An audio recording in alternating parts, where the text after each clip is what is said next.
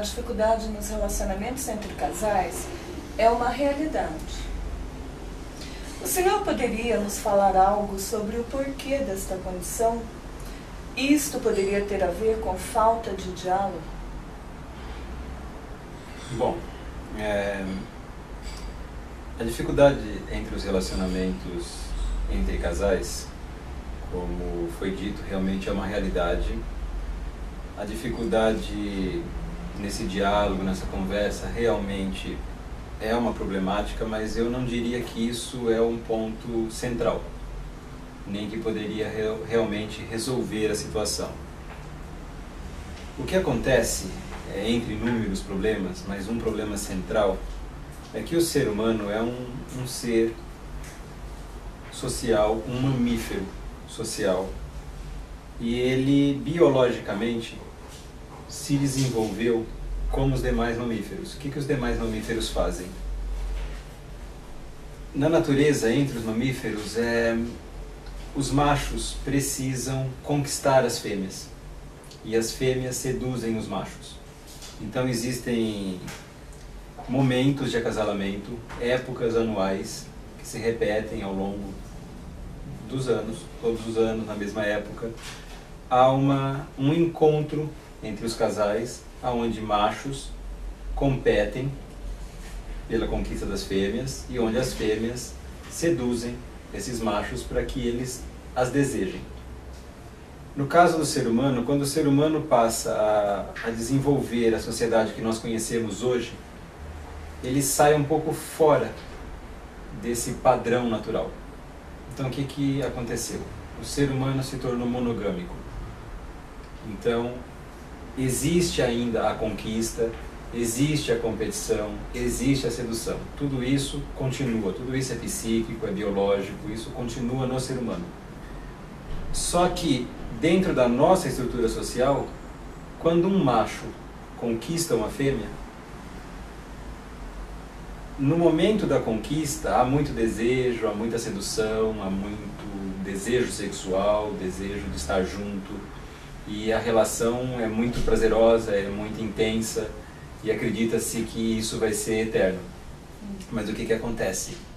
Com o passar do tempo, esse macho não precisa mais conquistar essa fêmea porque ela já foi conquistada. Essa fêmea não precisa mais seduzir esse macho porque ele já foi seduzido. E a relação começa a esfriar. É aí que complica. Exatamente. Porque o que vai acontecer? Esse macho deixa de sentir desejo na conquista por essa fêmea. Ela não é mais uma fêmea que exige uma conquista. E isso esfria o desejo sexual dele. Essa fêmea também, ela não precisa mais seduzir esse macho, então ela também vai perdendo o desejo por esse macho, porque o desejo de estar junto, o desejo sexual, todos os desejos que envolvem uma relação, eles estão muito associados para nós, que somos mamíferos, a essa necessidade de conquista e de sedução. Quando isso esfria numa relação, a relação esfria. É por isso que muitos casais, até um ou outro, se preocupam com essa falta de desejo que acontece na relação e buscam outras pessoas fora do relacionamento. Então, quando a senhora me pergunta sobre diálogo, eu diria que diálogo é importante sim, mas o diálogo, na verdade, ele é um sintoma. O diálogo acabou porque o desejo por um diálogo acabou. Então, o que acontece é que se eu forçar um diálogo, esse diálogo, na verdade, ele não tem mais sentido para esse casal. O diálogo realmente resolveria a situação, mas ele deveria ser desejado, e ele deixou de ser desejado. Diante disto, haveria uma solução para um relacionamento duradouro e feliz? Sim, haveria.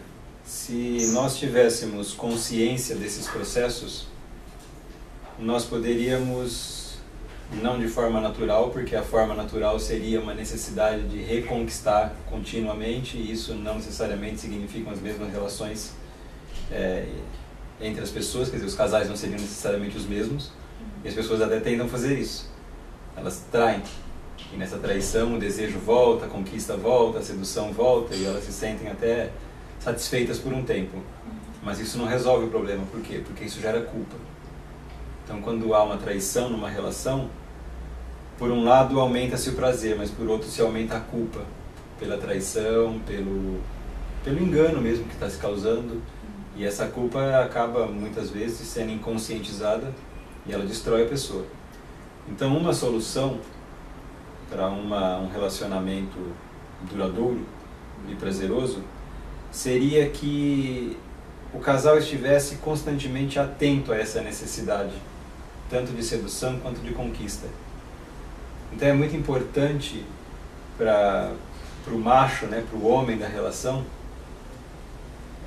estar constantemente mostrando para sua fêmea que ele a deseja e não se sentindo muito à vontade na relação. É muito importante se sentir um pouco não à vontade. Esse não à vontade faz com que eu tenha que conquistar.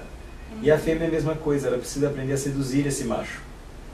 Sabe aquela história, quando se namora, se preocupa, então tem um encontro, que roupa eu vou vestir, que perfume eu vou colocar, como é que está o cabelo, como é que está isso, como é que está aquilo. Depois que o casamento acontece ou que a relação fica um pouco mais íntima, as pessoas deixam de se preocupar com essas coisas. Elas não se preocupam mais com que roupa vão vestir, elas não se preocupam se colocaram perfume, se não colocaram, porque não precisa mais. E aí é que a relação acaba.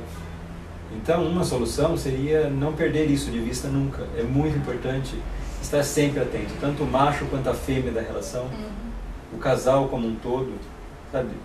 Percebendo que precisa estimular isso no outro. Porque quando o homem, ele se arruma de uma maneira para conquistar essa fêmea, ou ele faz alguma coisa, ou ele diz alguma coisa, ele prepara alguma coisa para esta fêmea, para conquistá-la, ele não está fazendo só para conquistar a fêmea, ele está garantindo o desejo dele. Porque o desejo dele depende dessa necessidade de se sentir conquistando. E a fêmea é a mesma coisa. A mulher, quando ela está seduzindo esse homem, ela não está garantindo nessa sedução simplesmente o interesse do parceiro dela. Ela está garantindo que o desejo dela se mantenha por este homem. Então, mais ou menos isso. A psicanálise pode ajudar as pessoas neste sentido? Sem dúvida alguma. A psicanálise, ela é uma ciência do desejo. Então, quando eu entro em contato com a psicanálise, eu passo a perceber os meus desejos.